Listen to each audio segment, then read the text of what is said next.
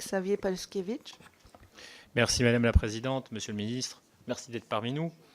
Dans la même veine que mon collègue Pierre-Alexandre Anglade, je souhaiterais vous interpeller sur le devenir de notre coopération européenne en matière de lutte contre le terrorisme entre la DGSE, DGSI et le MI6, et notamment selon les commentaires formulés par des membres du SGAE, certes en demi-teinte, les Britanniques auraient tout à perdre, tant au niveau de leur efficacité qu'en termes de collaboration. En effet, conserver la coopération la plus complète relève donc de l'intérêt des Britanniques, mais aussi des Européens. L'antiterrorisme est un sujet collectif et l'Union européenne est le meilleur cadre disponible.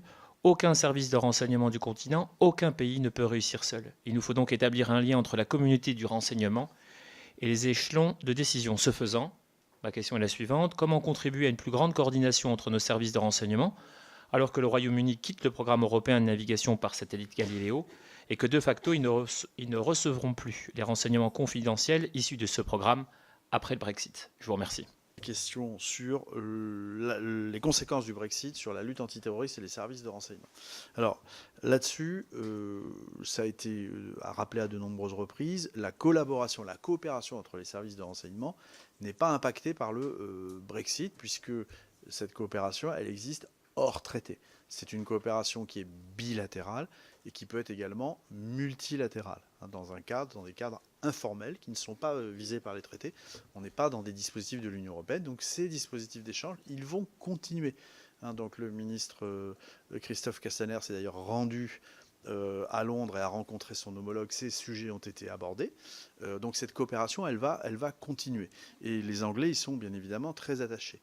Maintenant, il faut avoir à l'esprit que cette coopération, si c'est une coopération hors traité, elle utilise aussi des outils qui sont des outils des traités. Vous avez cité le système du SIS, du système d'information Schengen, sur lequel je reviendrai tout à l'heure.